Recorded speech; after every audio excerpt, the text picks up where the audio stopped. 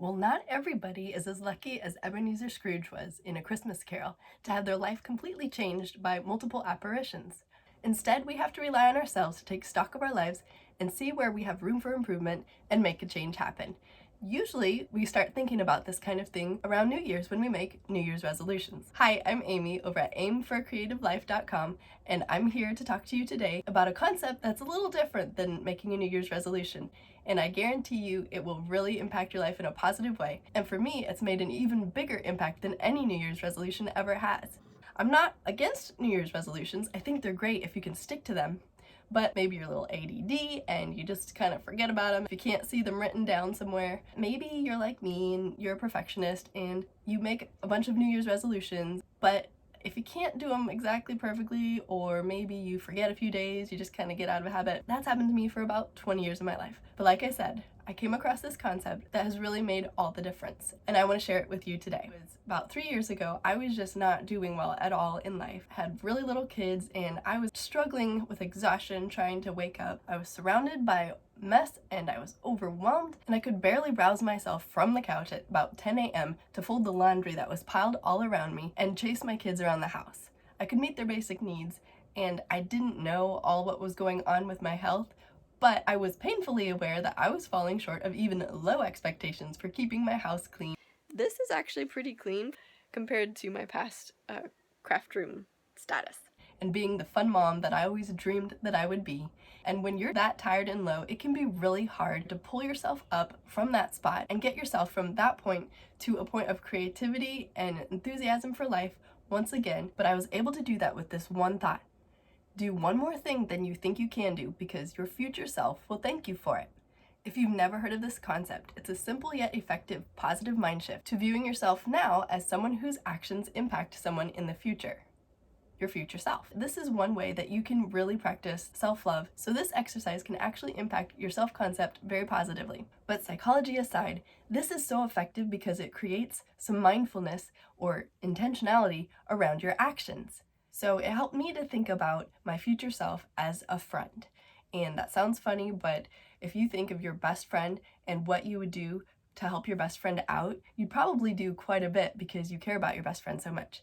Well, you need to care about your future self just as much as you care about your best friend. So start by doing that. I'm hoping that my future self very soon will be over this cruddy cold you can hear that I got over Christmas break. But the first thing I did was starting out realizing my future self really hates to do dishes. So in the evening, when I had a sink full of dishes, I chose to do the dishes tonight so that my future self would wake up, come downstairs and look in the kitchen and not see nasty dishes and dread starting the day. Having your day start out really well can really make a positive impact in your productivity for the rest of the day. So that was one choice I made.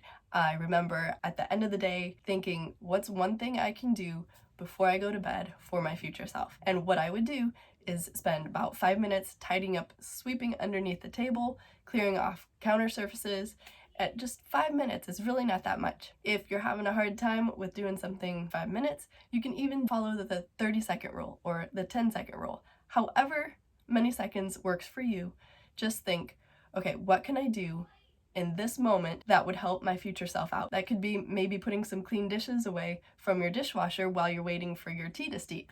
That could maybe be wiping out the microwave while you're waiting for your coffee to brew. Whatever. If you have health goals, the idea of your future self can really help you out a lot. Instead of saying, oh man, I just want to eat the whole bucket of ice cream right now. Like for me, if I have too much sugar, that will really make me achy. So I try to think, okay, even though right now I would really love to eat the rest of the Coconut Bliss dairy-free, it's got like these chewy cookie pieces in it. It's so good. But I have to tell myself, no.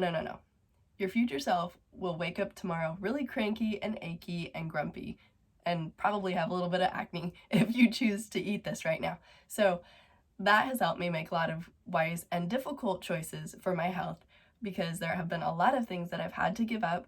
I've got multiple food intolerances, so I have to say, no. I'm not going to cheat and eat the chocolate chips in the cupboard. Why are they in the cupboard? Well, I let my son put them in his oatmeal on Mondays. Either that or sprinkles. But I feel like it's a lot easier to make wise, good choices for me when I'm able to think in terms of my future self. Another example is that in trying to get my health and energy levels up, I've decided to help my future self out by choosing to walk each day about a mile with my dog. It actually helps him out too because he's an anxious dog, and so it cuts my anxiety and his anxiety. So even though some days I start out sluggish and I just don't feel like going out and putting on my walking shoes and my jacket or whatever, when I do it, my future self is a lot happier. So this practice really has improved my life. I see beautiful nature.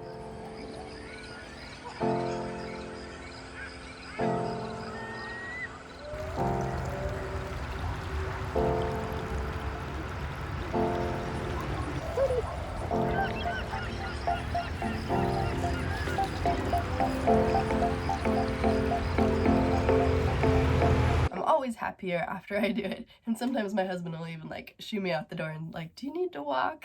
When I first got married and we would pack to go away for vacation or visiting family or something, I would be kind of in a flurry of activity trying to pack up my clothes, and I didn't want to mess with anything else around the house. But my husband insisted on doing all the dirty laundry and cleaning up the house, and I just did not understand that at all.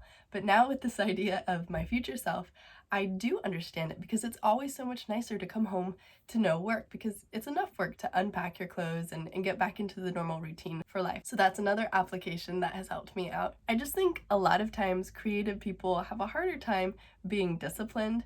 We're very relational though, and we really want to do something for someone else. So this idea of helping someone out in the future has really helped me put into perspective how maybe being a little bit more self-disciplined, or kind of just buckling down and doing something a little bit out of my comfort zone, has helped me improve my life. Another way this has completely changed my life is I have gone from someone who thought that you're just either a morning person or you're not.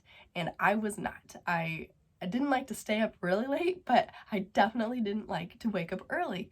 And I just felt like that was who I was. And I did have some insomnia and different struggles like that for a while before that got sorted out. But I decided that I would wake up at 5 a.m. most mornings, except for maybe on the weekends, maybe 6:30 then. And I would have this time alone to myself to be productive and creative and just feel more energized and alive for my family. It was hard when my wake-up clock would light up and I just wanted to lay in bed, but I would think to myself, okay, your future self will just relish being productive and creative, so get your bottom out of bed. And since I've done that, well, I've started this YouTube channel just as a creative outlet, and I've had a lot of fun with that, and I've done a lot of other projects because I have made the time. Thinking about how I was going to give this gift of extra time and productivity to my future self has helped me join the 5 a.m. club. So maybe this idea of viewing your future self as a friend that you really want to help out will help you out.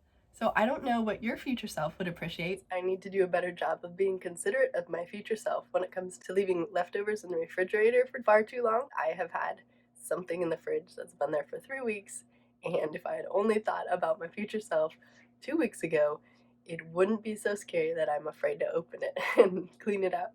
So I still got a ways to go with that. But I really encourage you to start thinking about what you can do for your future self and see how 2020 and beyond will really change for you. Maybe you're still gonna write New Year's resolutions. I might too, I don't know. I think it's great to write in a goals journal what my goals for the year are, and just keep looking back at that and try to have success with big New Year's resolutions. Or maybe choose a word that I want to focus on the year. One year it was hope for me. One year it was the idea of reducing anxiety and figuring that out. Those things are all good too, but I really just wanted to share this with you because it has made such a big impact in my life. And I truly believe that you are going to go really far in the new year when you ask yourself this one question: what's one thing I can do today that my future self will appreciate? Write in the comments below what you're going to do for your future self. If you enjoyed this video and it brought you any value, make sure to hit the like button, click subscribe below if you haven't already, and make sure that you hit the notification bell, because in the new year I'm going to have a lot more content about intentional creative living. Alright, I hope to see you then. Bye. Good thing I organized in the shed because it's dark in here. I think it was probably, what's her name?